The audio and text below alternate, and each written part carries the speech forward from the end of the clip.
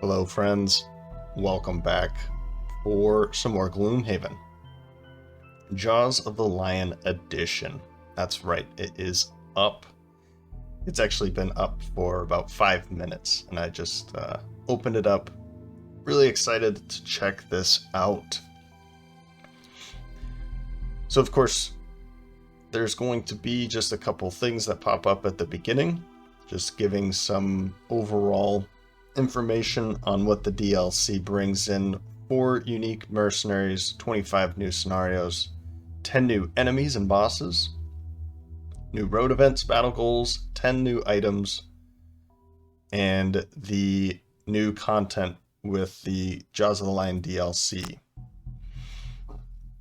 As always, you can join the Discord, Facebook, and Twitter. I'm not on Discord as much as I'd like to be, but that might change.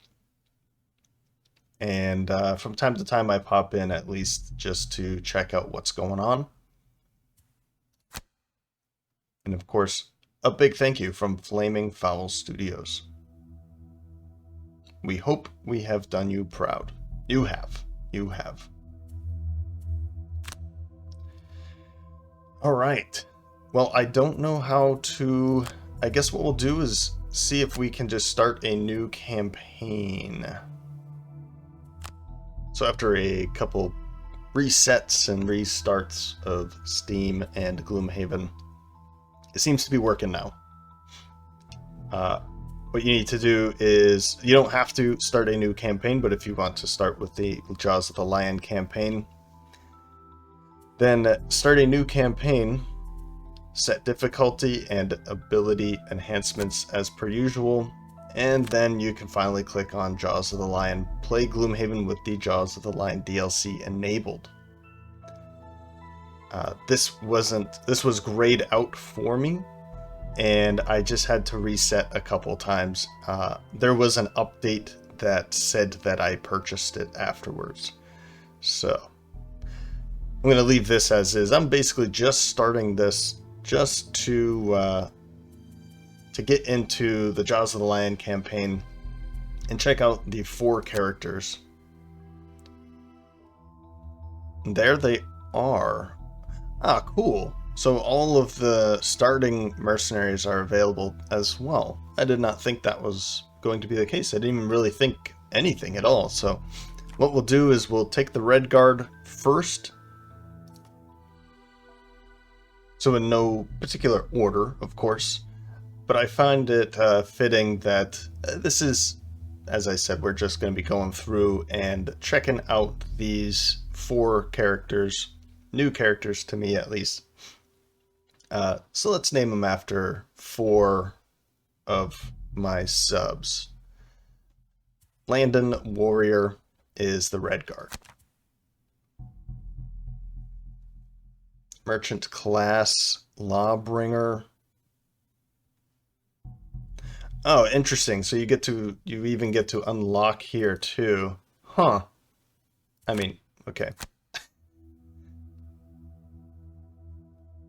Landon Warrior.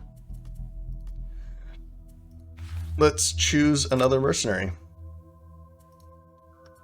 The Voidwarden will be Slice 99. Welcome, Slice 99. Battle Legend, Trophy Hunt. You look like a Battle Legend.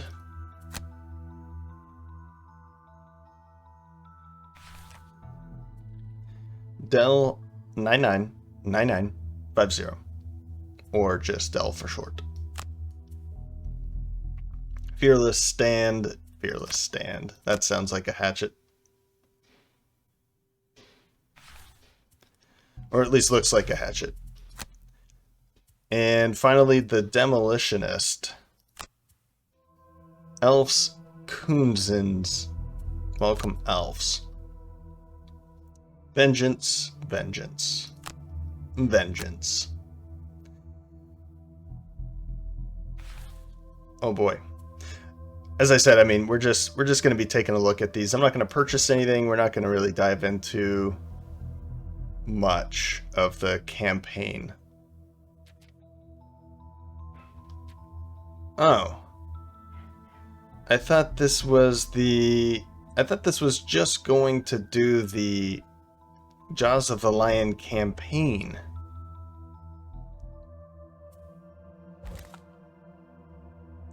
So I've changed my mind. Here's what we're gonna do. Because when I was just going through all of the cards that they have to start off with, and it got boring pretty quickly. So what I'm going to do is play this first scenario, this opening scenario, with the 4 of them. This is just going to be that. I'm not going to go any deeper into this campaign. I just want to show off these 4 classes in action with each other in a scenario. I think that's going to be more fun than listening to me babble on discussing what the cards are and what they do, and any excitement that I might have. It's becoming tiring.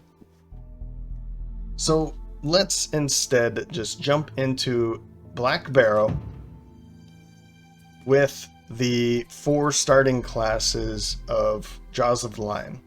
Now, I was hoping that the 25 scenarios would be by themselves and we could just play through the Jaws of the Lion campaign.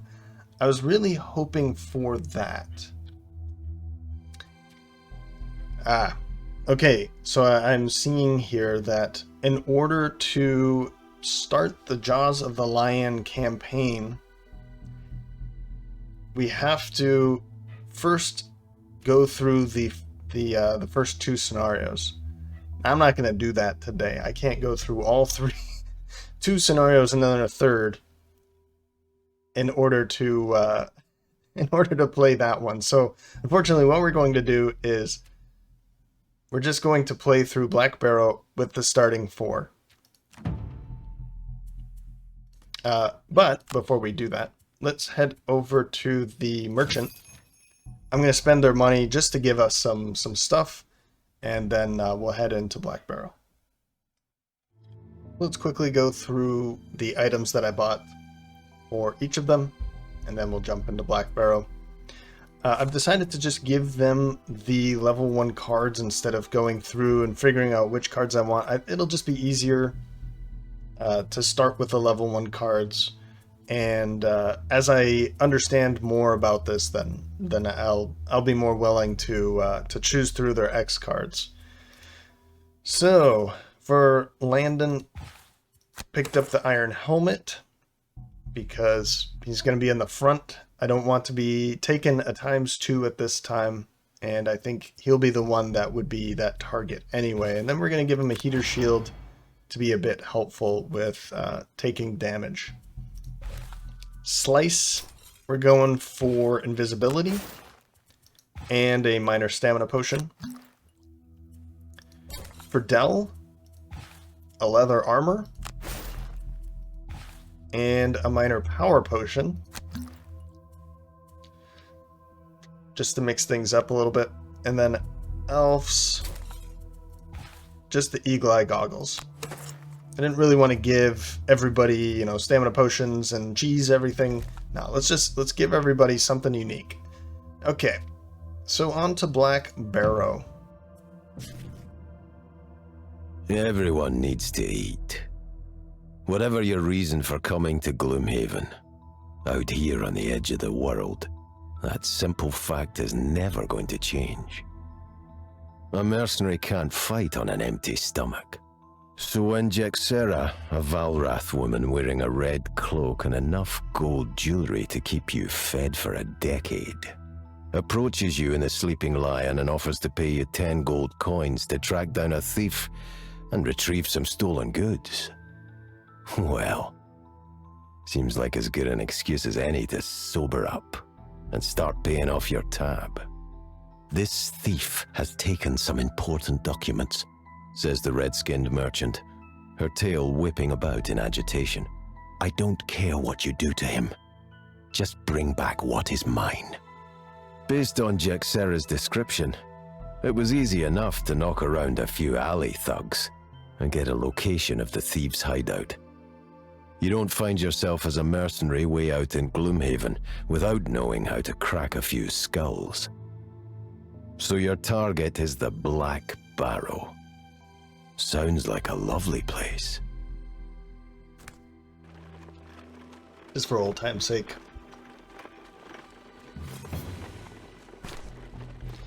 For an encounter, you find yourself cutting through the dense underbrush of a forest when you notice a number of small woodland animals running along the floor in the opposite direction. Mice, squirrels, ferrets, they all appear to be running from something up ahead of you. You're filled with a troubling sense of foreboding as you catch a whiff of smoke in the air. Let's follow their cue. Fearing the worst, you turn around and head out of the forest the way you came in. You reach a clearing just before a great fire consumes everything with its blaze. It takes a while to orient yourself and find the road again, but considering the alternative, you feel lucky. So we all have to discard a couple cards at the beginning. Not as bad as the alternative, I think.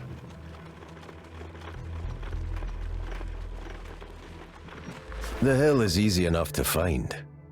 A short journey past the new market gate, and you see it jutting out on the edge of the corpse wood, looking like a rat under a rug.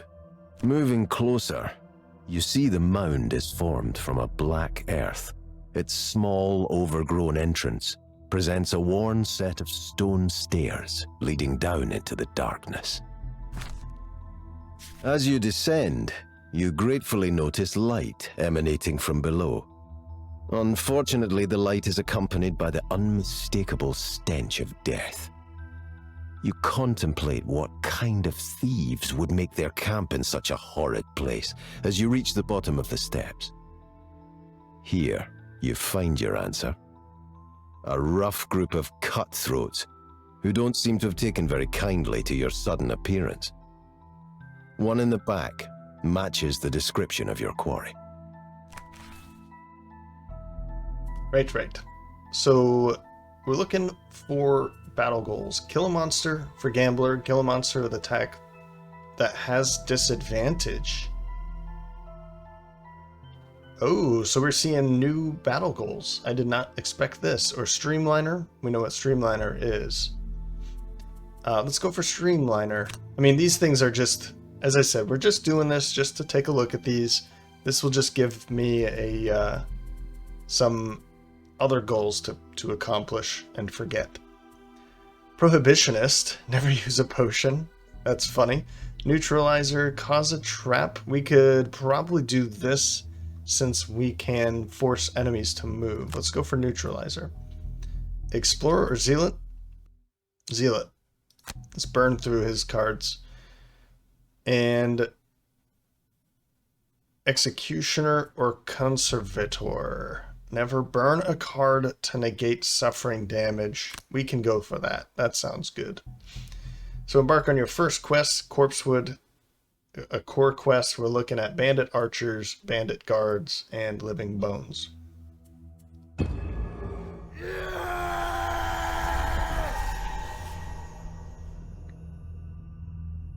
was quite the scream. So we have to drop a couple cards for everybody because of our encounter, which is a great way to start a new campaign, right?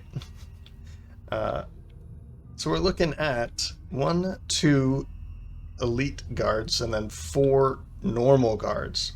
And we have a hallway back here. We know what's back here. And if you've played this before, of course. And then the room back here. This is our goal. All right. So I will go through the cards myself as per usual. If you're new to the channel, the way I play is I choose the cards off camera and then I come back and discuss how I'm going to perform the turn or how I plan on performing the turn. And then we'll see where everyone stands in initiative. So first I need to discard cards. Your target says, backing out of the room. You can vaguely make out his silhouette as he retreats down a hallway and through a door to his left. Well, it's not every day we get people stupid enough to hand-deliver their valuables to us, grins one of the larger bandits, unsheathing a rusty blade. We'll be killing you now. Joke's on them. If you had any valuables, you probably wouldn't be down here in the first place. So, for the 2 cards that I burned, it's basically cards that I felt I wasn't going to be using immediately. Most of them are just burned cards. I did notice that I dropped this one. I think I just saw the top ability and thought, no, I won't use it. But I didn't realize that this one had the shield. I was looking for it, and I just found it. So that's the one mistake that I'm allowing myself this one turn. But anyway, for the most part, I'm just getting rid of burning cards that I'm not going to be using immediately. But we're going to start off at 14 with Landon. Shocking Advance for the movement, getting light infused, and then Desert Night to bring in ice and darkness, but also to disarm one of the heavier hitters. I'm hoping that all of our initiatives are fast enough to go. I'm hoping that at least 14 is fast enough so that he'll be the target for most of the attacks. Though my plan is that Landon will move up here. Oh, sorry, you're over here. Landon. Oh, no, I don't want you over there. I want you over here. So Landon will move up here, and then we'll have Dell move up this way. I just realized my missed opportunity. Slice should have been the hatchet, but oh well.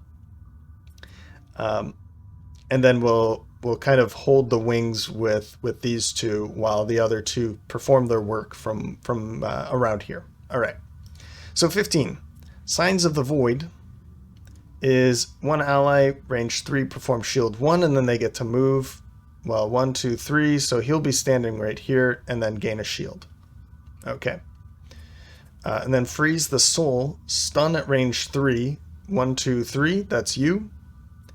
And the curse will be ignored because we will have darkness infused from Desert Night.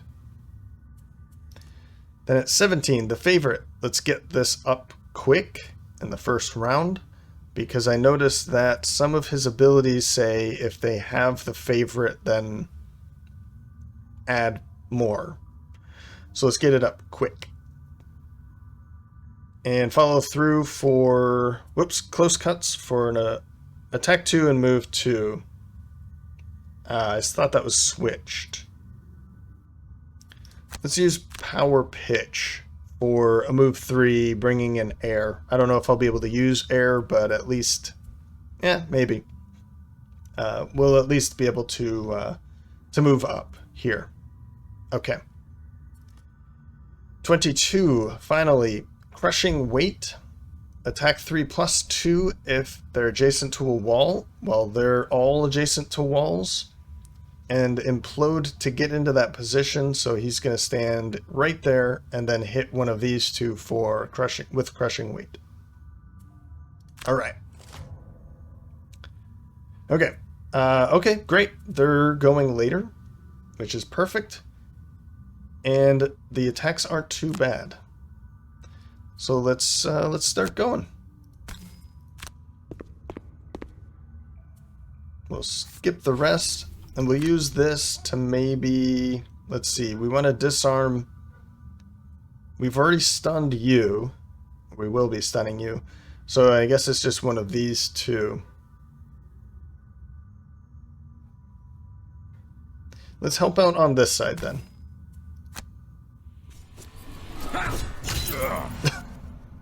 Okay. Great start. Great start.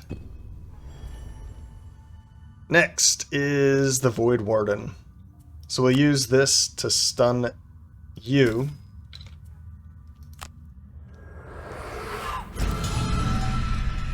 And consume darkness to get rid of that curse. and then we'll shield you. Or should I shield our Hatchet because he's going to be attacked by these two and he has less health? We'll do that.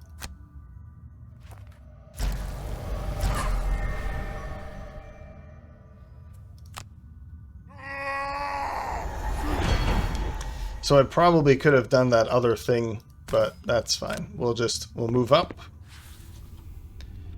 And that'll do. Hatchet's turn. So we don't even need this movement anymore. But I could use it to stand here instead. I think I'm okay with standing where I am though.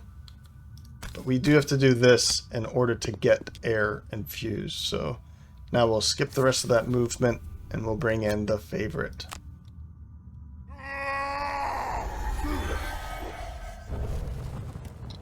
Interesting. I'm excited to see how that works. Now move up. Little guy. And crushing weight will make an attack against you.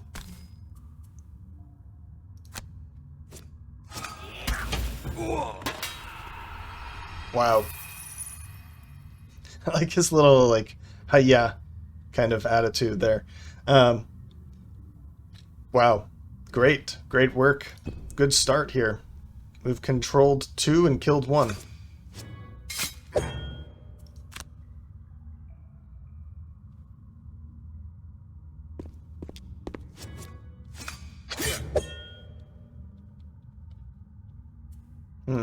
Why did he pull 2? Draws a +1 and a +1, but why? Ah, because of his armor. I haven't seen that armor in so long. Yeah, he has leather armor. Okay.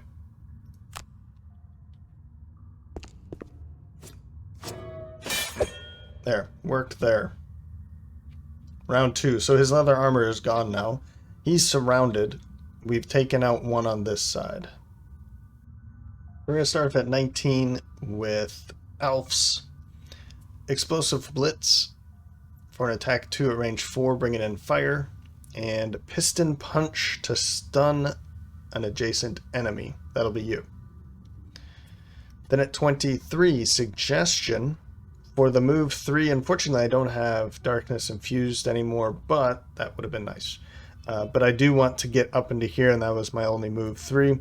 And Wicked Scratch for an ally within range 2 to perform an attack of 3. We'll see who that is. 25, Close Cuts for an attack of 2, and then move 2 and Stopping Power for an attack of 3 at range 3 with push and an XP. So you'll be able to make an attack, back up, and then make another attack after that. And then 38, Twirling Stabs for an attack 2/3, targeting all adjacent enemies. So I think what I'll be doing is he's going to move over here, and he's going to move that way. Maybe not. Maybe not. We'll see what they're doing, but I think my plan was doing this so that they suffer damage and then potentially loot that right there. Also bringing in fire. So I don't think I need to do this. We'll see what the initiatives are. So I think I might want to do the switch instead of looting and all that. First, we'll stun you.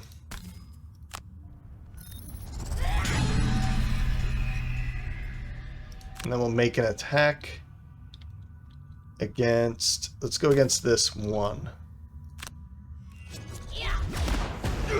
Ouch. We were off to a good start. Now it's the Voidwarden's turn. We'll move up. And we'll have you... I wanted all of this to go on to this one enemy so that when they do switch, maybe he's going to be taking less damage. I don't know. I don't think so now. So yeah, those are going to be hitting kind of hard. Well, let's keep going. Confirm. They have a lot of elements, and maybe I'm just playing all of the elements all at once, but it's a lot of stuff going on. Coming in and out every round. Okay, good. Do I want to go invisible? Minor stamina potion. She has an odd number of cards, so I'd like to use this before her next rest. Bringing this one back for another curse might be helpful, though I'm thinking this one and we can ignore the curse for herself. Ooh, or this. But I think the stun might be a better choice, so let's use it for freeze the soul.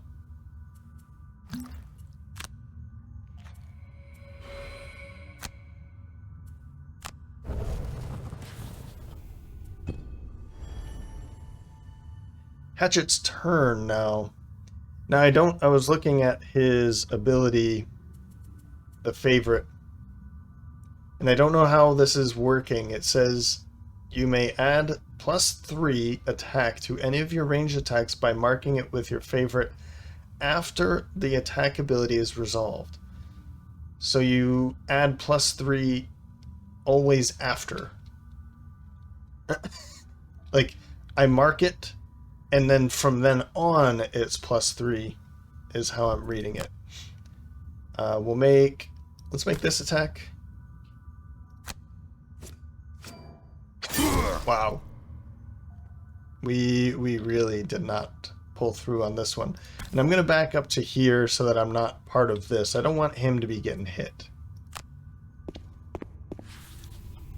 It'll just be an attack from you instead of this one. This one and this one, that is.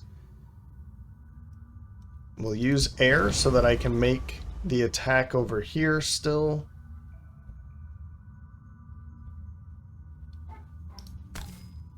Okay.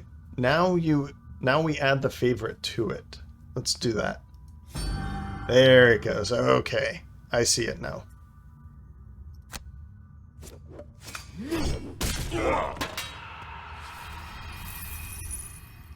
Okay.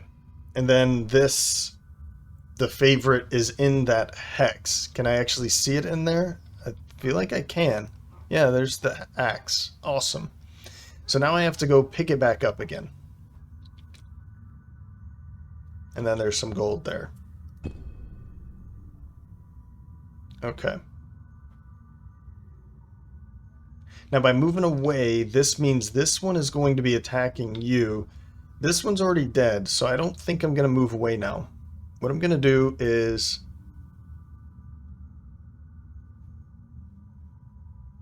I'm still going to do this.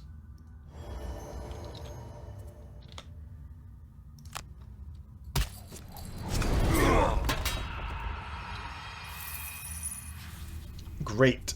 And then I can do this. And I'll loot.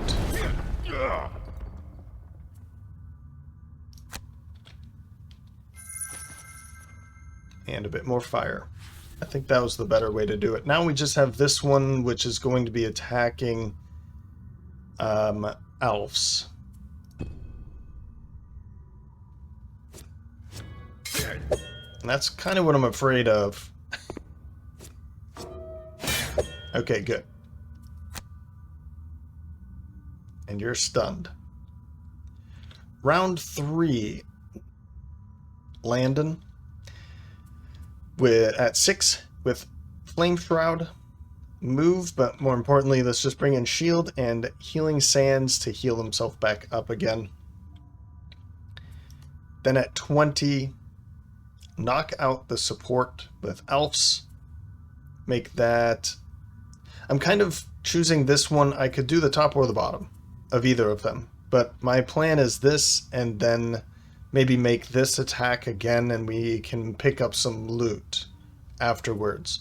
But if it looks bad, then I'll do this, attack with a push, and we can move away with this one. We're not going to be destroying an obstacle, but we can at least just move away. 24 for Dell.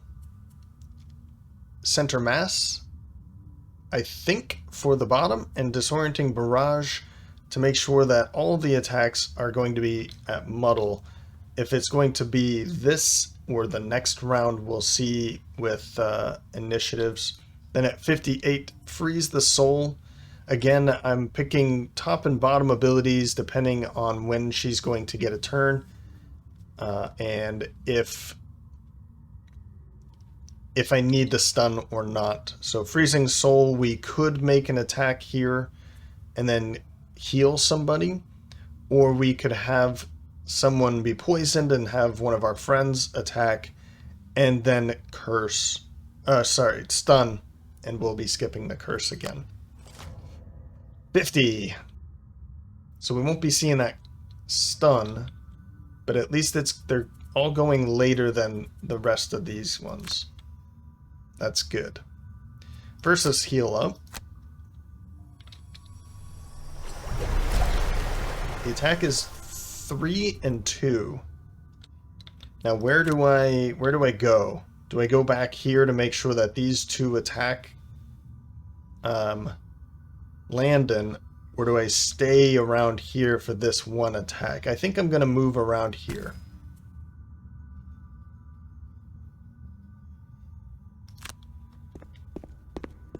Yes, and then we'll shield up.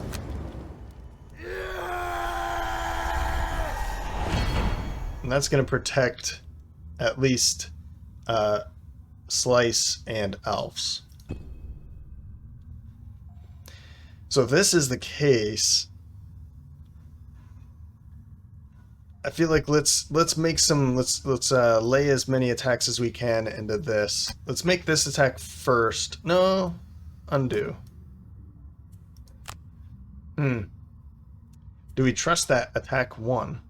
I don't think we do we? So let's do this then. We'll make this attack. And if it doesn't kill it, then we can at least follow through. Again. There. We followed through. We did it. We'll just go and pick up some loot.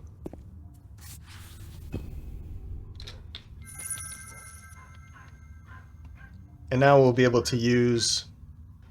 Yeah, let's muddle them both.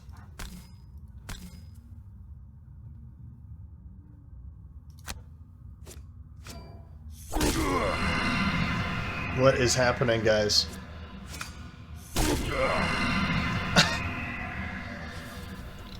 That is too many misses already.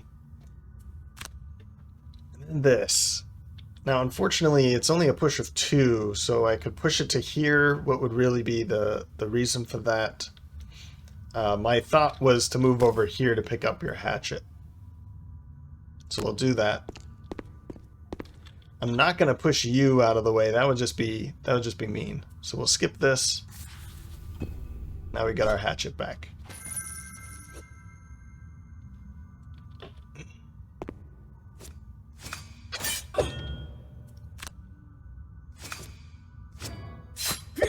Hey, they can pull it too. Good.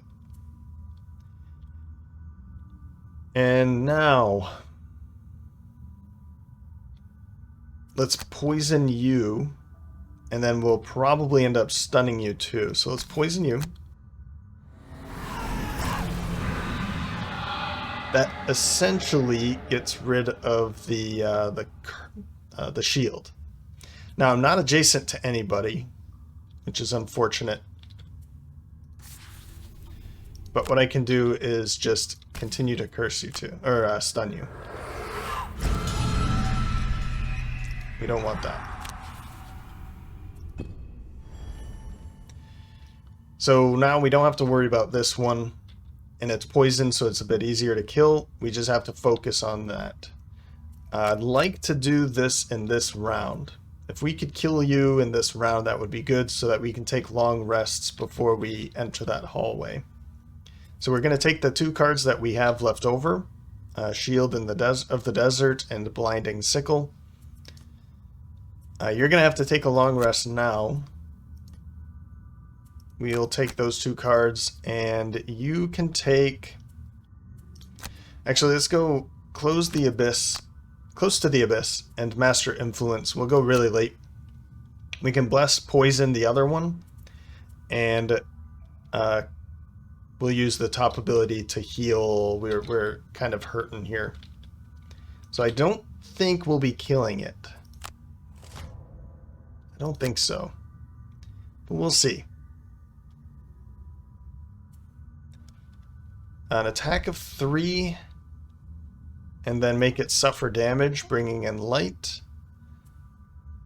Or do I move away and then make a ranged attack against him? I don't think I like the idea of moving away because you're also going to move away for a ranged attack. So let's just make this attack here.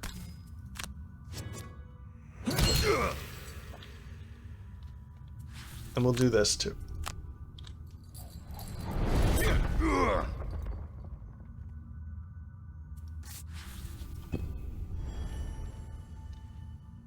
And if the target has your favorite, return it to its active ability. Okay. Well, let's move away. And I'm wondering how this ties or works here.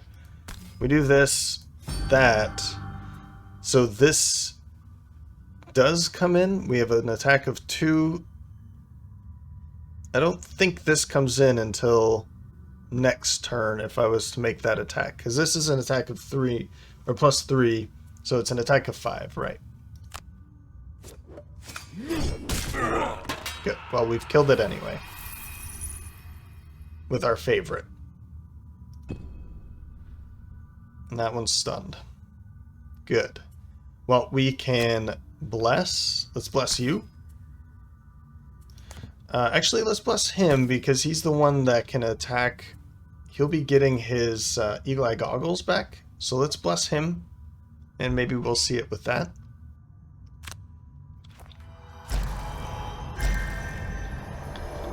And you're already poisoned. But we'll do it again. And we'll use this to heal ourselves, I think. And I guess we'll heal you. Because you two will be taking long rests now.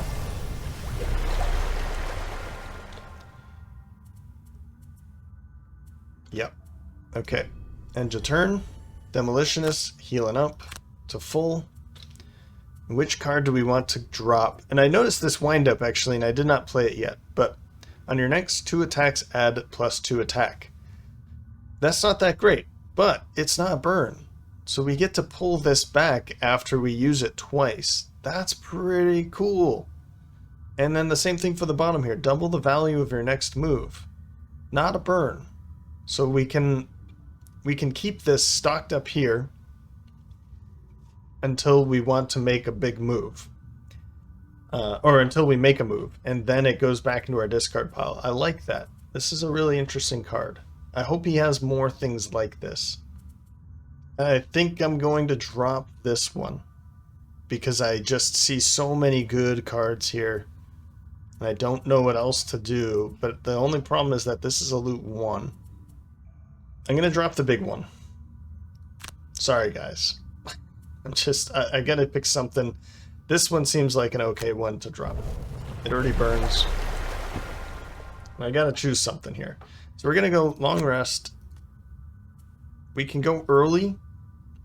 I think I'd like to do that. You're definitely going to take a long rest. And you have these 2 cards. Okay. And Lure of the Void. Okay, that's not too bad. So we want to go early with you and probably move in. Maybe make a pretty big attack if I can. He's not next to a wall. I think what I'm going to do is this. Explosive Blitz, move 3. If you open a door during the movement, perform stun, target all enemies within range 3. So what I can do is go 1, 2, 1, 2, 3. So you'll be stunned, and then anybody around here will also be stunned. And then I just want to make a ranged attack, but I don't have anything, so we'll take wind up to get ready for what's coming. I think that sounds good. Okay. So bandit guards are going to be moving a little bit and range attack. But we know what's behind this door, so let's move in. And that's 1, 2, 3. So all of these are going to be stunned. But these guys are not. What are they doing? It's an attack of 1 at range 5. So 1, 2, 3, 4, 5. But first it's going to move 2. And you have a range 6. 1, 2, 3, 4, 5, 6. And it'll move first. So you'll be getting attacked by this one. 1, 2, 1, 2, 3, 4, 5. But that's it. Just this one. That's not too bad.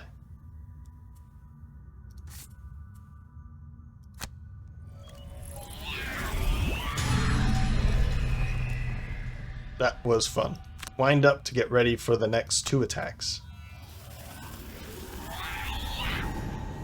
And now I see that this one could be an attack of 4 and 3. So in one card we could have an attack of 4 and 3. That's pretty cool.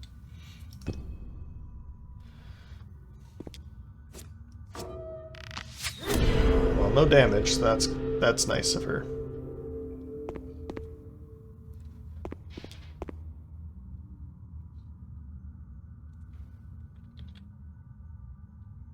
And then they're all stunned. And we definitely want to push them across these traps. These are both trap damage 3. So if we can push you, you're dead. Or pull you, you're dead. Alright. Now we can use, I'm thinking move, an ally can move, and then we'll perform an attack, or sorry, a disarm against probably you. We can have it move now. Yep. So we'll disarm you. Let's move up here first. Let's have you move up to your favorite. So at the end of your turn, you'll pick that up. We'll be ready for that. And then, I think I want to disarm this guy instead.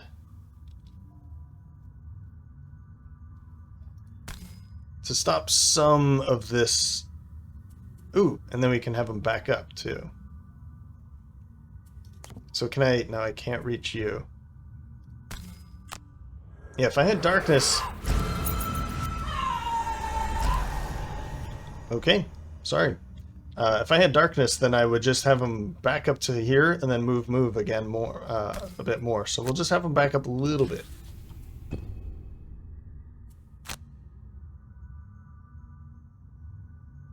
And I'm going to burn shield spikes. I don't think I'm going to be using this top and this bottom. We've got plenty of ways to heal, so I'm going to burn shield spikes.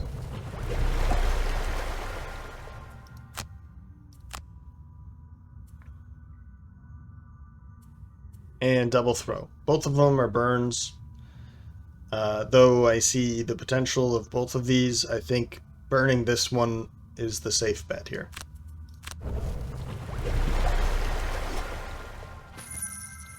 Now he's got his favorite back. Round 6. Well, we know that you need a long rest, and everybody else is good. So we're going to start off with Landon. I don't think that's a shocking surprise at this point with shocking advance. We'll move up with 3, bringing in light. 1, 2, 3. Just park right into that corner. And flaming sickle to pull you into this space. Bringing in fire. Then 24, center of mass. for Dell. A range attack 3, make it 6 to use as favorite, and then we'll use retrieval to just move up and pick it back up because I'm so confident that that's going to work. Then the Demolitionist is going ultra late because he can't move at all. So he's kind of stuck there. Implode and knock out the support. I just kind of chose a couple of cards that if it doesn't work out, then I'm not really impacted too negatively, but if it does work out, then I'll have an attack. Yeah, so they're not moving, which is both good and bad, but we also won't be seeing any of these attacks. 1, 2, 3, 4, 5, yeah. So we won't be seeing any of these attacks either. So maybe I won't do my pull after all. I think I'll go on this side so that I have the opportunity to push, or maybe pull one of them across. I don't know yet. I am going to be doing some pushing and pulling over these traps. But 1, 2, 3, 4, and then 1, 2, 3, 4, 5. So we won't be getting any attacks over here. Let's go in. And I'll make this attack here.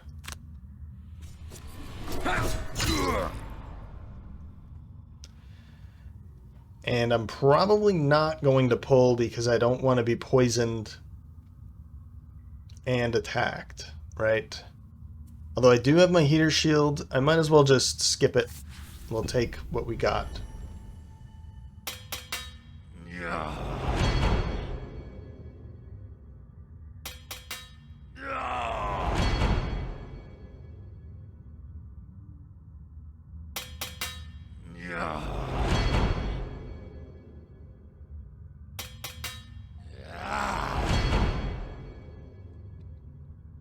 Okay, Dell, we got this, right? We got this?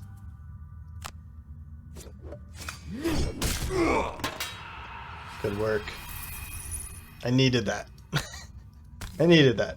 Let's move up, and then we'll loot it and pick it right back up again. Fantastic. That's pretty cool, the favorite. It's been extremely helpful.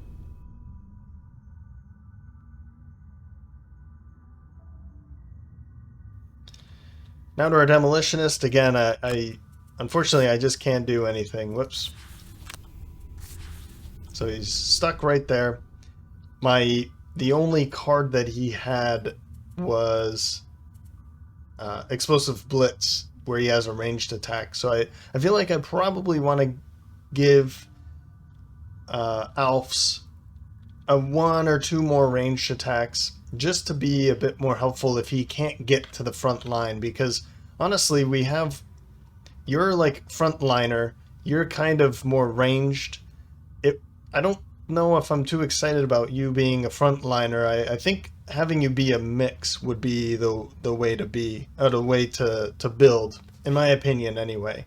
To be able to run up, deal some pretty heavy damage, and then run away with this little guy here. But anyway, now we're healing back up again with you. I think we want to keep a lot of these cards. And I think it's going to be Freeze the Soul. I know I really enjoy that bottom ability, but I'd like to try out some other ones. So I'm going to get rid of this. I've already used it a couple times. Yeah, 2 times. And I like it, but I think it's time. Let's try some other combinations. That's kind of my thought here.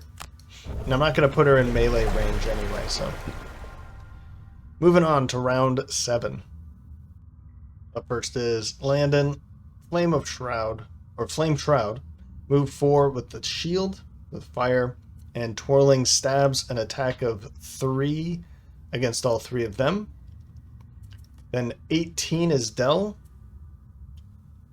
Second Wind, I just wanted to use it for the initiative. I'll get a move 3, but not a 5. Disorienting Barrage is why I wanted to go early, so that I can make an attack against all 3 of them to make sure that they're muddled. That probably means that you're dead anyway, but we'll see what we can do with it. And then 22, Crushing Weight, a move 2, and then an adjacent enemy that is adjacent to a wall suffers 2 damage. That'll be you, buddy. And Piston Punch to make an attack of 2, push 2, but we have wind up, so it's an attack of 4. He's just out of control. I can't really, I'm having a hard time thinking about how to control him, because every card I'm looking at, I'm like, oh, that's just, I want to be pushing him into the traps, but that's going to kill him first. So just out of control. That's how I'm going to be thinking about him. Grasp of Doom for Slice, for the move 3, and Lure of the Void to disarm and then move into the trap if it's available. We'll see. So they're going early and immobilizing again. That's not fun, but at least we'll be in a better position than where we are now. And these are kind of average attacks and movements for them. So let's move up into their face.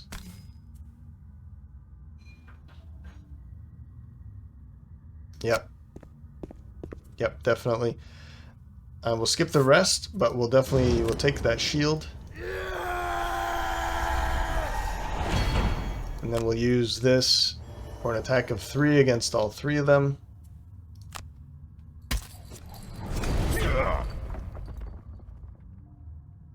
Good work. So these 2 are pretty much dead anyway.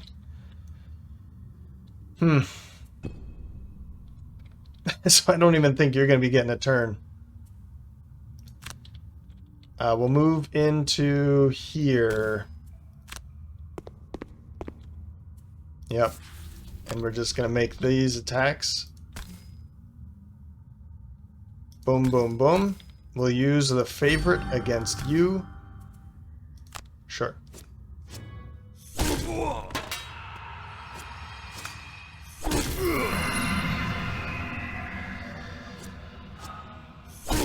There's the other times too.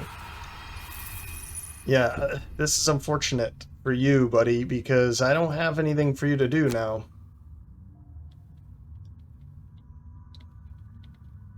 I mean, it's great that they're all dead, right? I just wish that maybe I had used that wind up for the double the move instead of the top ability. I'll keep that in mind. Well, yeah, it doesn't matter what I do. So move up. Skip and skip.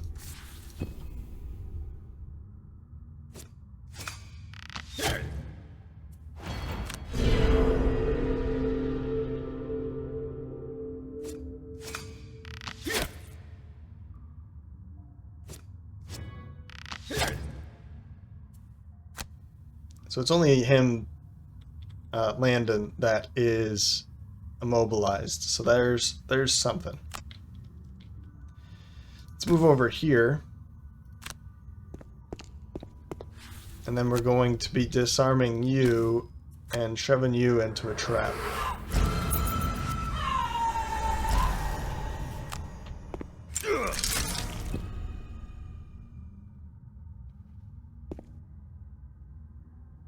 Round 8. Starting off with Landon again. At 10, Shield of the Desert. We can't move, so I think I'm just using this to go early. Blinding Sickle. All adjacent enemies suffer 1, and then we'll be killing this, and then we'll loot all of that. Then at 15 is Slice. We'll be sending Del up, giving him a shield first, of course, and then sending him up 1, 2. And then Wicked Scratch to loot. Unfortunately, we won't be getting any loot, but we will be strengthening him for his attack. Del, that is. So then Del will be going up with power, pitch, a move to close cuts for an attack of 3, targeting 2 of these enemies down here. Then at 28, just the last 2 cards we have, explode for a move 4 and 1 punch, or 1/2 punch for a couple attacks. We'll see where where he ends up. I guess he'll be able to stand here. We'll see. Okay. They're going to go first. Oh, man, and they're actually bringing in traps, too. Wow. Gloomhaven really knows how to screw you over.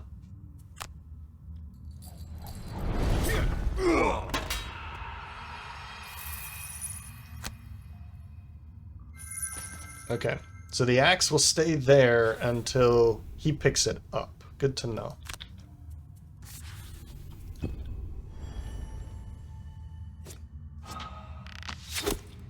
Good.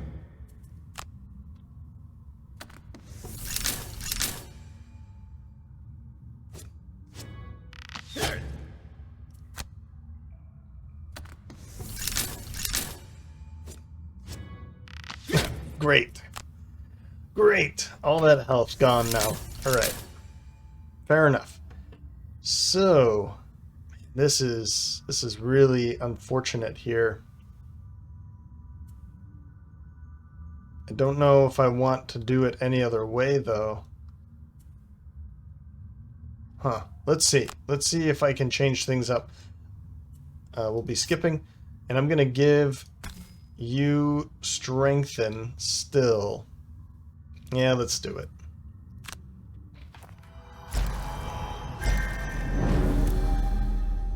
And then we'll send you up still.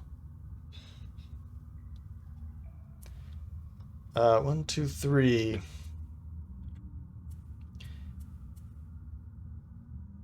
Yep, we'll still do our turn. It's unfortunate, but oh, we just gotta push through here. I don't want to waste the whole turn waiting for this. I do like that it shows their cards so that we can say, okay, how can I best prepare myself for my turn when it comes up? I do like that. That was pretty cool. So here we go. Going in. And we'll skip the movement. We'll use this. Let's use minor power potion, and I'm just gonna slam on these 2 here.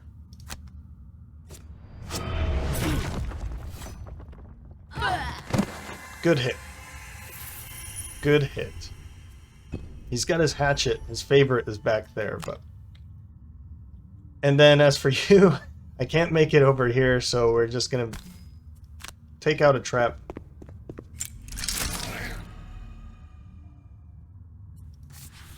And I'll make this attack. Ugh. This time I'll use the eagle eye goggles. There. Really dead now. So we just have this one left over. I was planning on using this if that was the case. I could pull them into those traps, but I figured, you know, I might as well let's just move up. We've got plenty of power to do what we want to do. So in this case, we'll heal, and I'll use Swift Strength just to start moving toward the door a little bit. You'll take a long rest. We'll use Stopping Power and Follow Through. Yep. To go after this Bandit Archer Elite. And back here, it's a good question.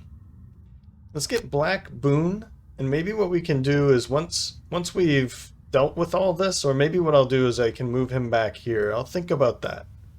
But I do want to go earlier, so we'll use Suggestion just so that I can bring him back here, and then he can take a bit like another step back. Yeah, that's what we'll do. Okay, good. Let's make sure that we've killed it, actually. I don't think that'll be the case because... No, well, that's not going to be the case. The two people that aren't attacking are going before. That's unfortunate. And then they're going to immobilize. Well, I'll at least do this. And heal up.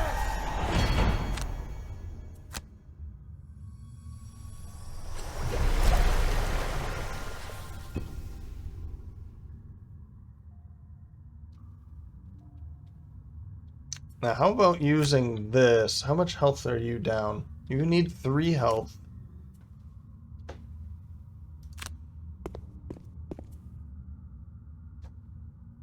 I want to get him back here to his favorite, but I don't think that's going to be the case. And you are going to back up and then attack, and then you're going to attack afterwards. You don't have the favorite, and you'll be stuck there.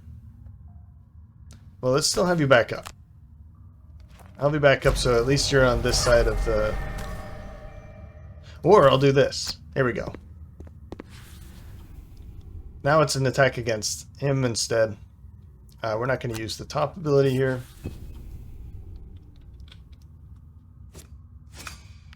There.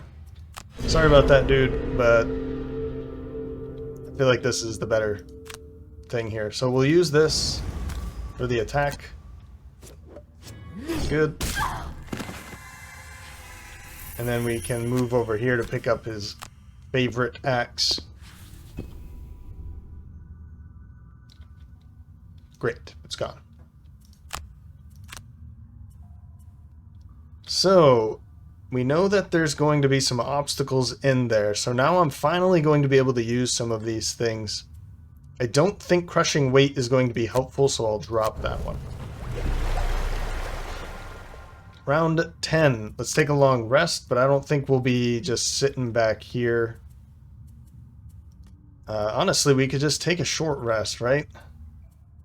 So what I'm going to do is we have a long rest for Dell, one for Landon, and I'm going to go at 66 1-2 punch, but for the loot, and wind up to get ready once we get into that room. And I'm going to take a short rest with Slice because I want some of her cards back.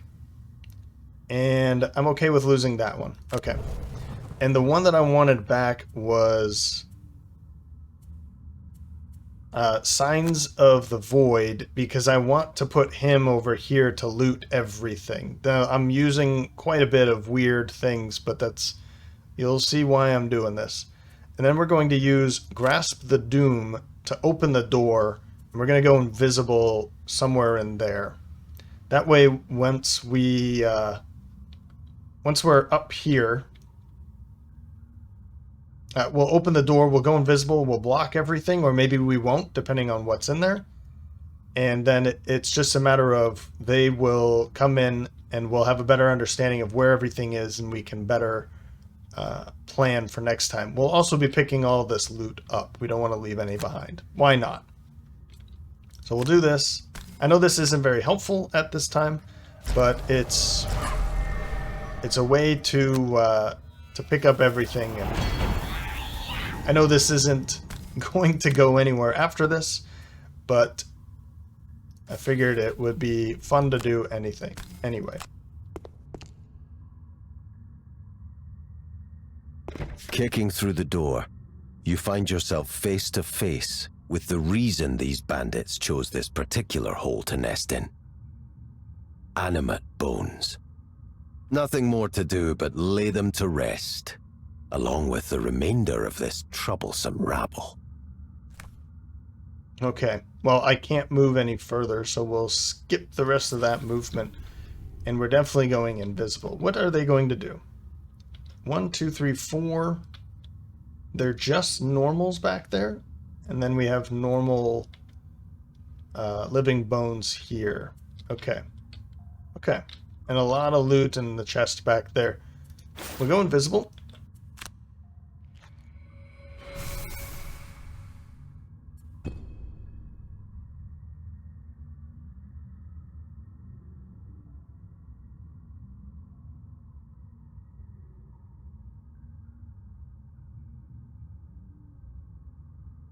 Now it's your turn, so we're just going to sit here, skip the attack and loot all of this.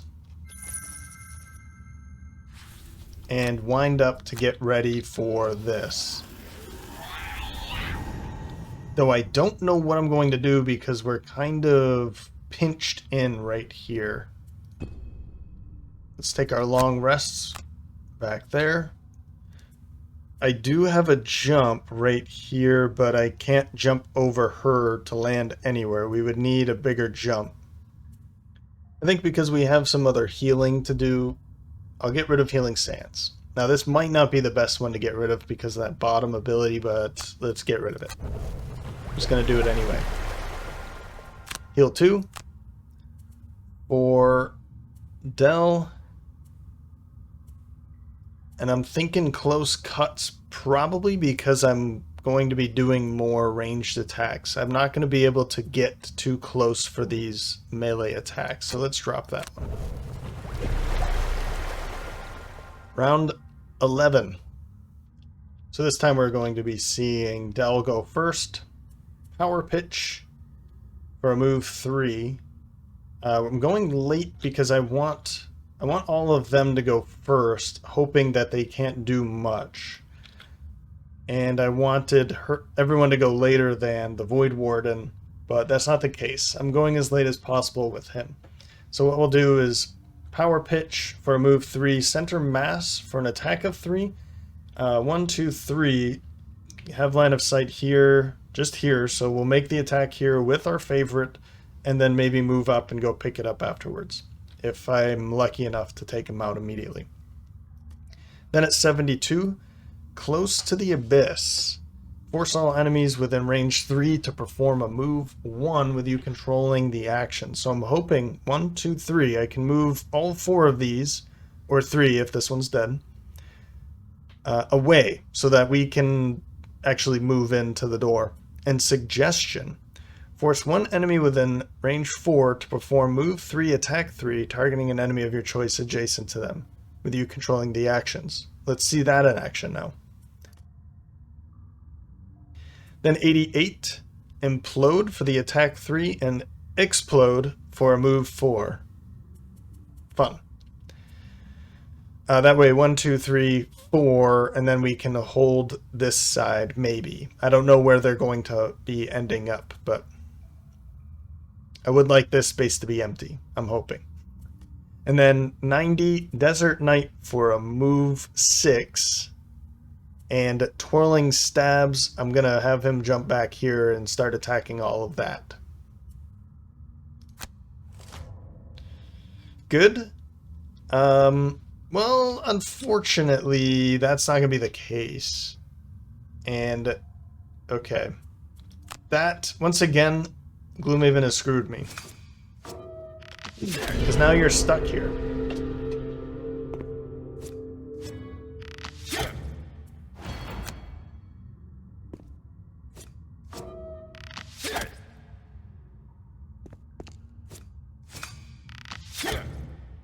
Really screwed. Alright. Well, let's make this attack with our favorite. Come on, buddy. Good work. I don't want to move in, though. Here's the problem. If I move in, he's going to be... Well, he's going to be attacked by 4 times. So 1, 2, and then 3, 4. And if I don't move in there, then we're going to have a space for elves. 1, 2, 3, 4 to move in to be able to help out. And I really want him to get in there. So I'm not going to move in.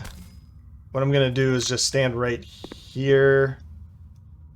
But then I don't have many more move. Okay, I do have a move 3 here. Yeah.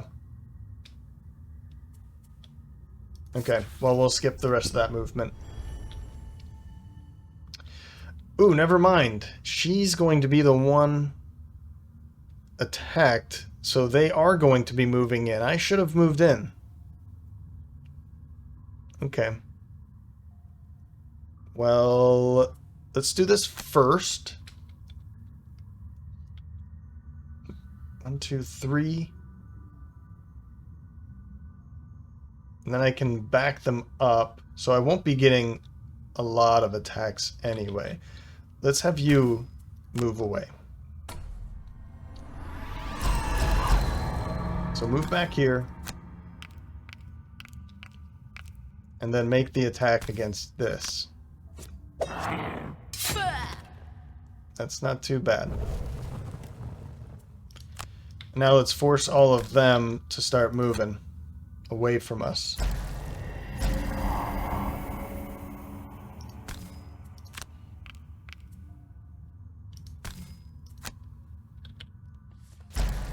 Now, I don't think it's going to matter for them. 1, 2, 3. Yeah, it's not going to matter for them.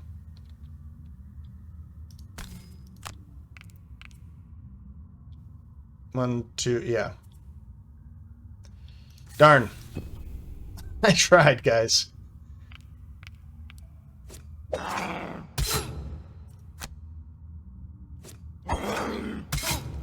Okay.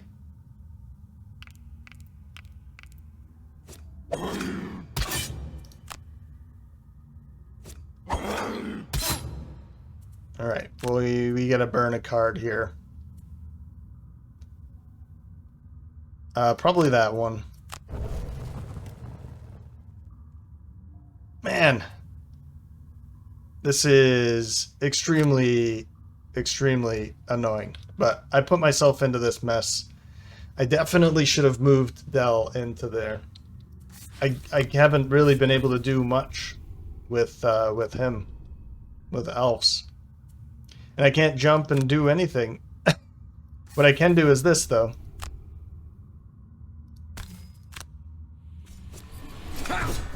So there's that.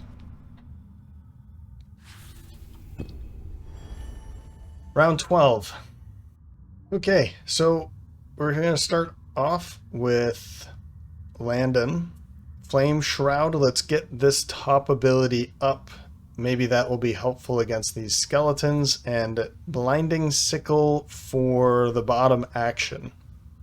Oh, no, never mind. We want to go later with that. Because, well, we'll get to that.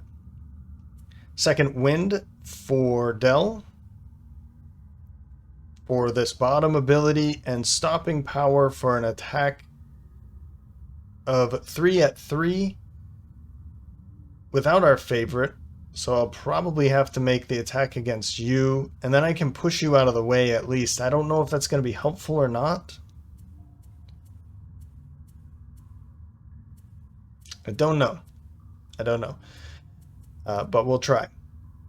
If I can kill it, then I'll have a whole bunch of movement to move in, is something I'm thinking about. Black Boon, move out of the way, and then have somebody move into the way. This is going to be huge. I just hope that 43 is fast enough. And then 49 is... we'll be able to make an attack and curse. We'll see how that works. Okay, perfect. That's painful, but I'm hoping that we'll be able to get some things going here anyway. So we'll make this attack here. Nah, I did not think so. This one trap has really, really screwed me. Move.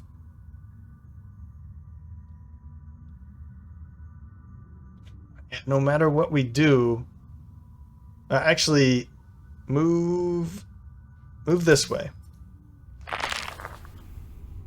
I don't think that's how that's supposed to work, but I will be able to do this. I just don't know if I want to send him in or if I want to send you in. Because that's a lot of attacks coming. I guess it doesn't matter. They both have 3 health, but he has the better helmet. So don't move. Don't move.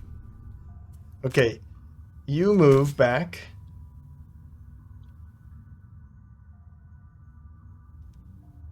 Yep. And then you move up.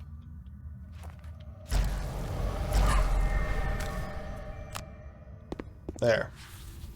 And then we'll make this attack right here. Put a curse in, that might be helpful. It's a good hit. Good hit. That means that one will be dying. That's good. Good start.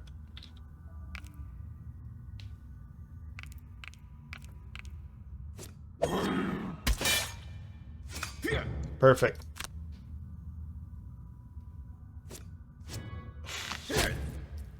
Well. Okay. Come on, where's those curses? I gotta burn a card here. I don't want to burn that one. That's the one.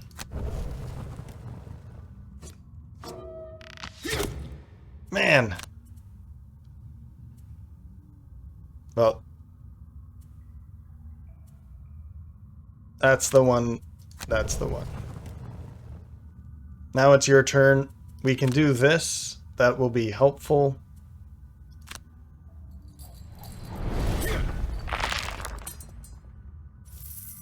Now we can loot. Now the problem here that they've already moved in adjacent to him, so I don't see it as being too helpful. Let's make this attack instead. Or not.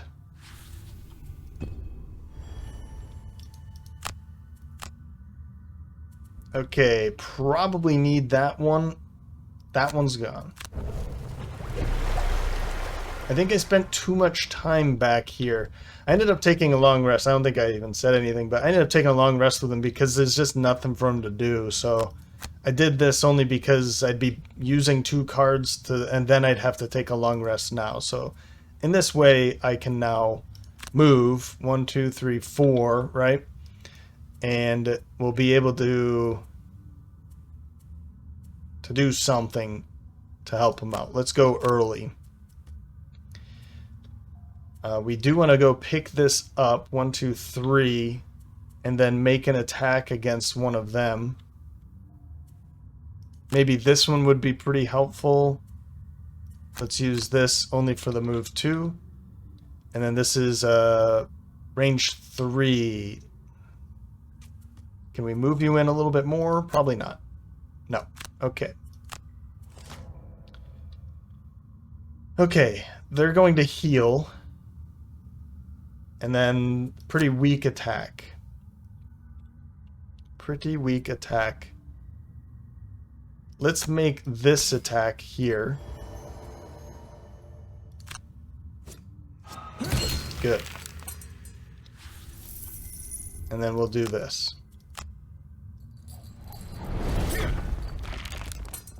Good work, buddy. And now loot everything again. How much money have you picked up? 18? 18 gold. Could work. So I think we're going to have to let you die. Now they're putting traps out. Okay, I don't have any cards. I mean, we'll burn. If I'm gonna let you die, then I'll burn some cards first. So we'll burn this one, and no, we won't. Blinding sickle and twirling stabs, maybe. Burn.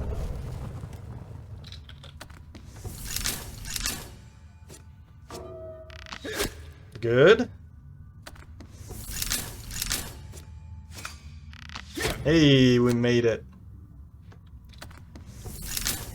Gloomhaven really screwed me over. So we'll use this, and I need to put him into some traps, because if I don't, then he's stuck back there again. So we're going to use fire to move all the way up here. Let's go into this hex I'm glad I didn't have to walk through that. I didn't think about that one. And it's 3 plus 2 because of our wind-up. I'll use this to go for you. Oh my goodness. Gloomhaven, be kind to me.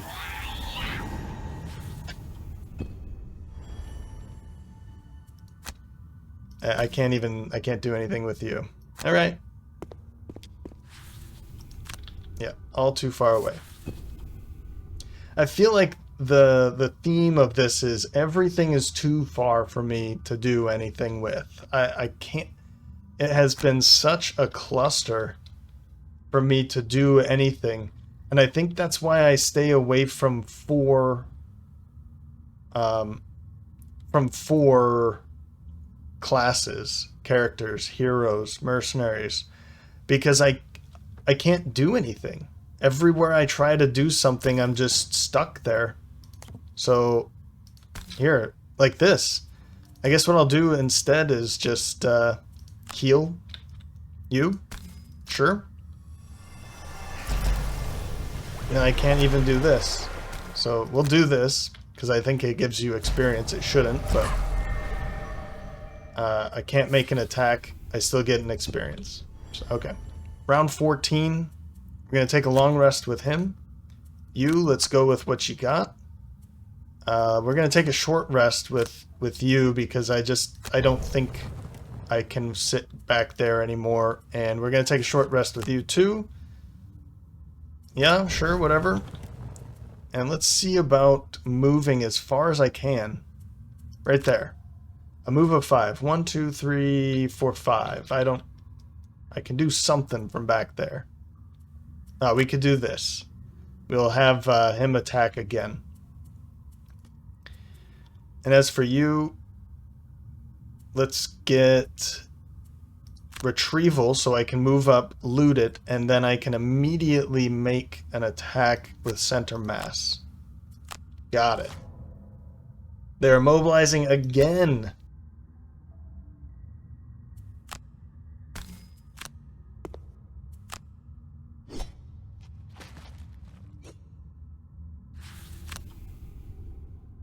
Let's get you. There, another one down.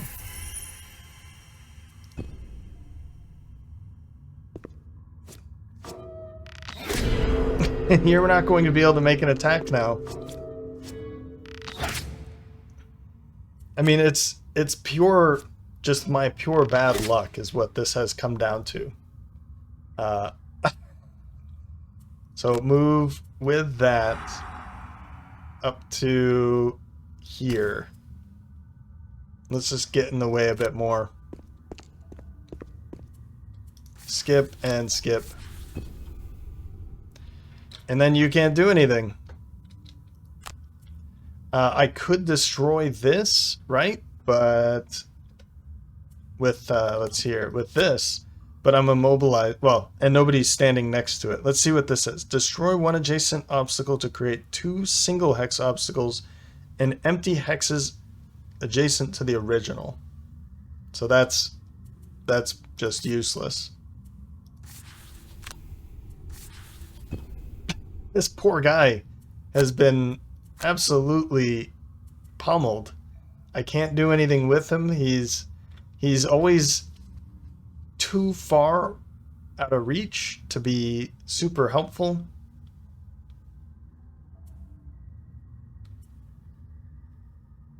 Alright, that's gone. Ugh. Alright, what we're going to do is Flaming Sickle Desert Knight. That way I can jump back here and pull someone.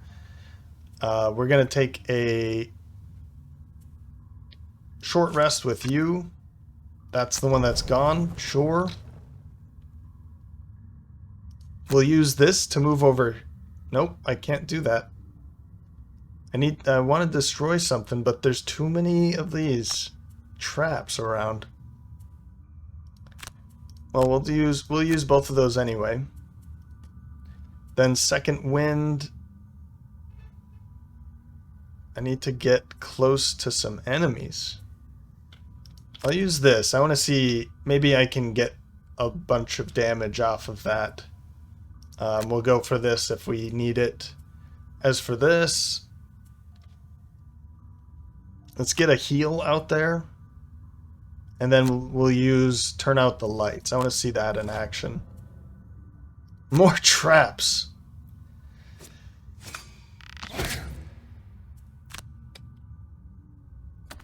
More traps. You got lucky there.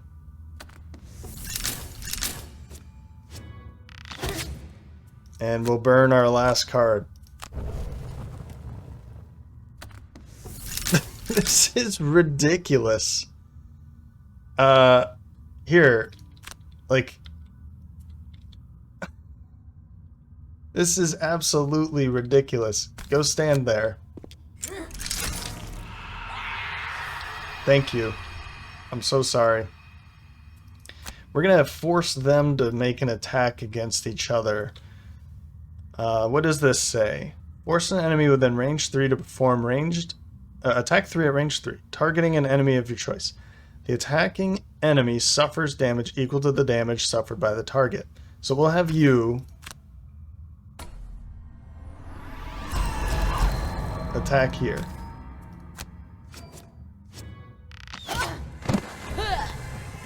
That's not too bad.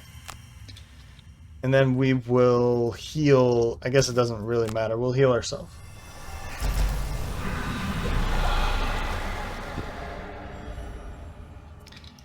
We'll do this. Move up to here. Skip. And then move up one more. Confirm action.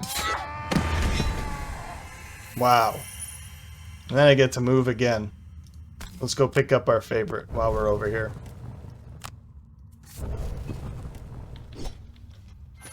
What a cluster. I mean, there's a treasure chest. Let's go get it.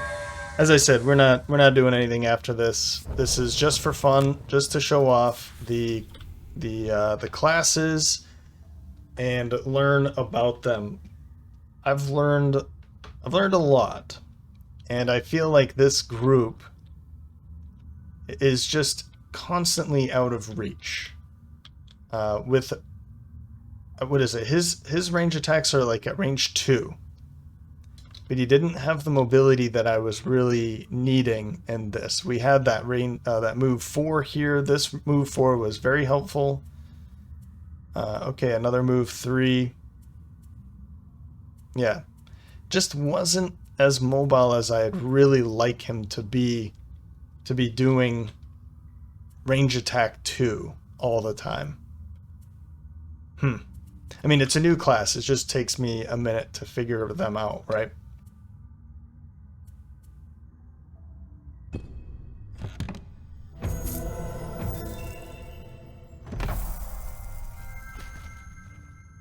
So we'll have a little bit of a debrief here at the end.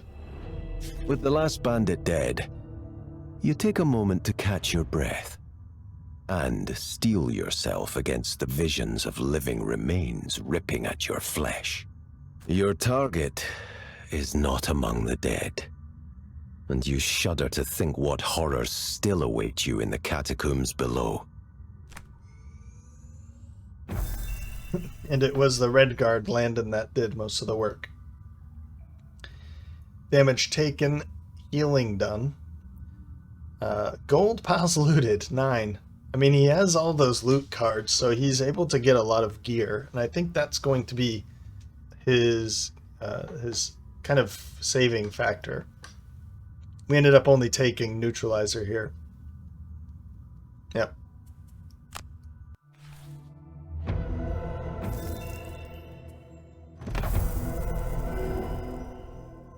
Yeah, we picked that up from the chest, I think. Alright. A little bit of a debrief. What do I think?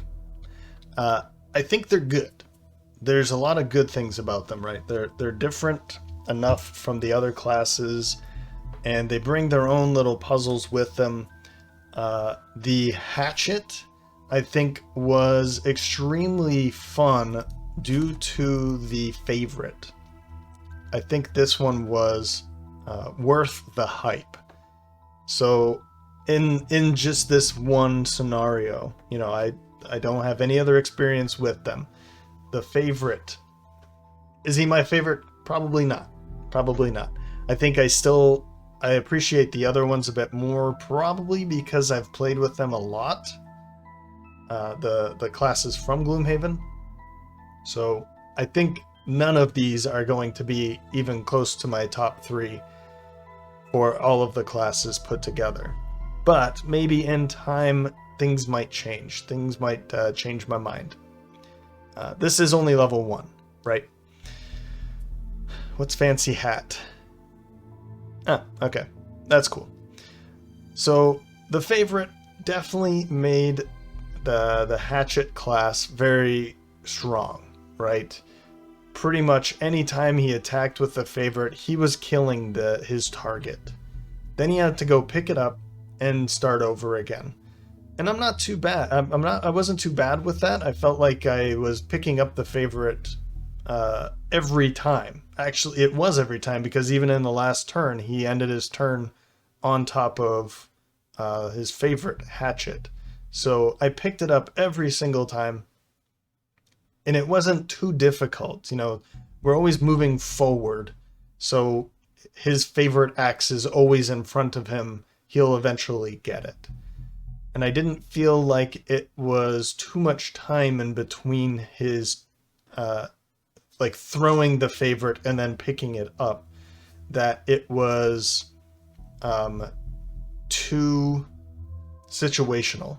It felt like it was always there, right? I went and picked it up, threw it, maybe 2 turns later, picked it up, threw it again. So I think on average I was probably picking it up once every long rest, but using it twice, something like that. So very strong. I appreciate the Hatchet. Slice, our Voidwarden. Really like this class. I think of the 4, this one is my favorite because she is a support class. I do really like support classes. She's not a frontline support, so she's not going to be my favorite class, of course. I think if you've been watching me, you know which ones are my favorites, my favorite classes, but she has a lot of really interesting, like, mind thiefy abilities to gain control of the enemies and her allies. She does hurt her allies from time to time, but I didn't end up using any of these to damage her allies, so it didn't feel like it was necessary to make her a very good class. It was, well, in this case, I wasn't in that situation to be able to use it. I think in the very first room I used this, and I wasn't adjacent to an ally. So it didn't seem necessary to hurt her friends in order to be strong. But I think hurting her friends will make her stronger too. But burning a card to control and deal a bunch of damage, I think it was Suggestion, ended up being a pretty good one in a good situation where I could move an enemy out of the way. They could make an attack. I didn't have the stun, but it was still good for them to just get out of my face, make some space around her. It was Turn Out the Lights, where one enemy makes an attack at range, and then the amount of damage it dealt, it takes afterwards. And that was a really strong ability. I feel like this kind of ability, if it becomes stronger, if an ability such as this comes in at a later level up, I would probably be taking it and having a lot more fun just making all of the enemies attacking each other and taking damage. I really do like this one. Our Red Guard. I don't know really what to think about this guy, because I felt like when he was in a position to do these pulls, I rather just put him into melee range and dealt melee damage instead. These range 2 pull them closer. I could see it being helpful, and maybe it just wasn't, maybe Black Barrow was not the place to see it in action, but when all of those archers were putting out those traps, I couldn't get in a position to use Swift Strength.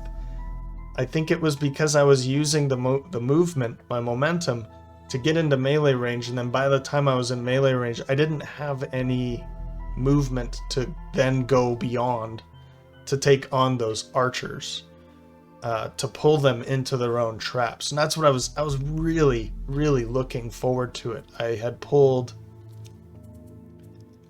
Flaming Sickle, wanting to do this, and then I got stuck again. So I kept getting stuck I kept getting stuck and not being able to perform the abilities that I really wanted to do. Now, that's not his fault. That's none of their fault. I just got really unlucky. Still pulled a victory, but got pretty unlucky. So I don't know what to think about the Red Guard yet. I feel like I was too melee and not enough ranged with him, but it'll take another scenario or two to really get the hang of how to play the Red Guard. But I can't say that it was an amazing class. And on to the last one. The what's your name? Demolitionist. I did not see his potential. I think in the very beginning, I was pretty happy with using crushing weight, using those walls to help out. I assume you run up and you push them into the wall, they take a couple damage, or you hit them into the wall, they take a couple damage. That's kind of the way I'm picturing how crushing weight works.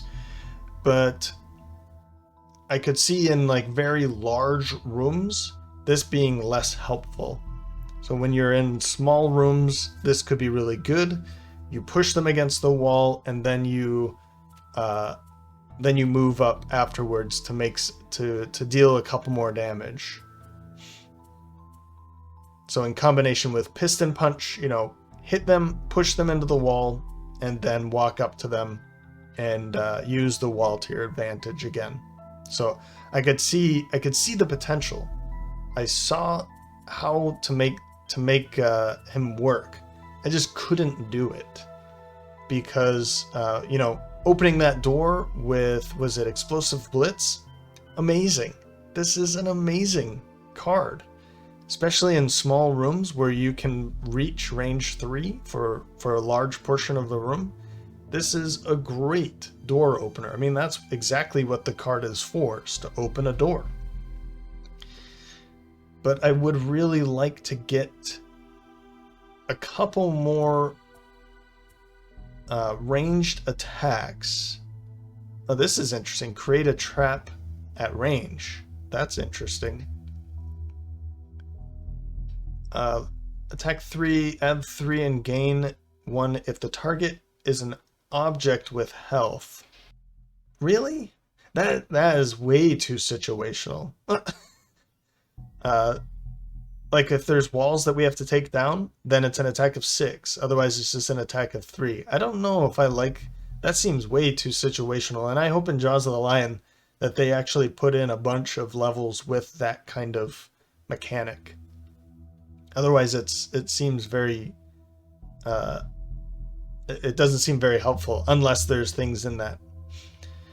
That's cool, but you have to be in range again, in melee range. So it doesn't really have a whole lot of... Okay, a move 2, jump. This movement may end in a hex containing an obstacle. If it does, destroy it and perform attack 4. That's on the top. that one would probably be pretty good. I think this one would be good, but again, you have to land in a hex that's adjacent to an enemy. I don't know. I don't know what if I think my problem is that I don't really like the 4 of them together. I felt like he was the red guard was too much of a mixture of melee and ranged, but I couldn't really get him to use the range too much. This just sits in the back. It doesn't necessarily need to take up much space. When I opened that door with her, you know, that was unlucky that 2 enemies were standing right there and I could not move in anymore. That's not going to happen very, very frequently. It's a pretty rare event. But, so she's, you know, she can do her own thing. She doesn't necessarily, she can kind of help with some healing, but she's pretty good about doing her own thing, right? The hatchet, I would think, I mean, it is pretty much ranged. That's about it. And I'm completely fine with that. But then to have this guy being, like, needing to be on the front line where I was trying to put the red guard, it got too much of a cluster that I couldn't get him into a position to actually be helpful very frequently.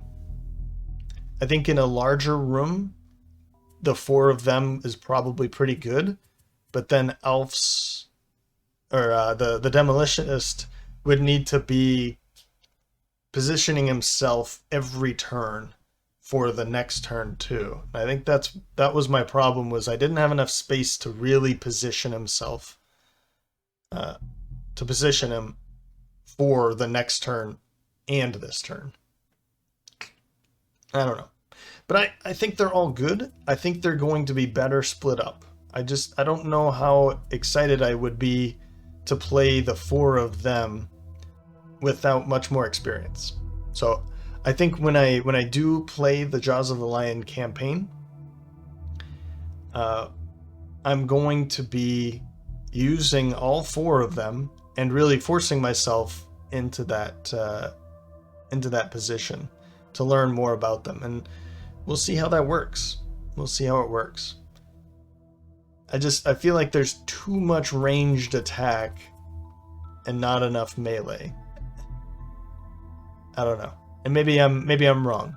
And those X cards might help out quite a bit too. So I'm not disappointed at all. We got really unlucky, and I think that's what's hurting my my thoughts about the 4 of them. It was only one scenario. They're all level 1. I didn't take any X cards. The amount of traps, the amount of times that we got immobilized, it was a tough scenario for sure. So I'm excited to see how they work together more and learn more about them. But I'm also very interested in integrating them within like a full campaign. I think that's going to be a very fun part. One more thing before we sign off here. I wanted to take a look at these because this was supposed to be a little different, I think. Wow. Well, that one is pretty cool. Blazing Light. A +1 shield. Oh, add 1 +1 and then a shield to self. Okay. Okay. So there's a couple interesting ones here. These ones are definitely good. Make him a lot stronger. Cursing. Oh, here we go. Add 1 +1 heal. Well, +1 rolling or a modifier, and then a heal ally. See, that's cool. And then this is the same up here too. So ways of healing her allies even though she's attacking. I like the sounds of that. Hack. Replace a 1 with a +3. Wow. A few more stuns, which is really helpful. Yeah, he seems to have a lot of interesting modifier cards, removing zeros and ones. So we'd be keeping, oh no, with consistency we could remove 4 minus ones, but then replacing 1, 2, 3, 4, 5, 6. So all of the zeros with other ones. So the zeros would become a +2 model, poison, wound, you know, a bunch of other things. That's pretty cool. I like that. And then this hack is ridiculous. We'd be even replacing 1, 2, 3, 4. We'd only have a +1 at the very end with nothing on it. And then 1 minus 1 these. Finally, getting some +2s in there. That's good. Another one here, here, here. Wow, okay. And add 1 +0, but all adjacent enemies suffer 1 damage. Wow. See, this is what I was excited about, and I'm hoping Frosthaven brings more things like this. I know that they're revamping the perk system for Frosthaven. But yeah, some interesting things here, and of course the level ups are going to be bringing some much better cards. As unexcited as I sound, I am excited to learn more about these guys.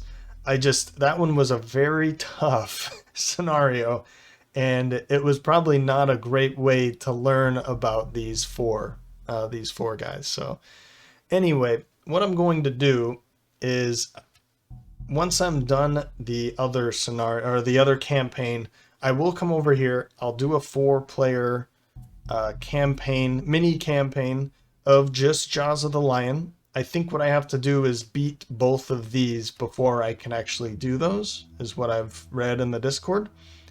And so I'll probably end up doing those off camera, just so we don't have to see these again.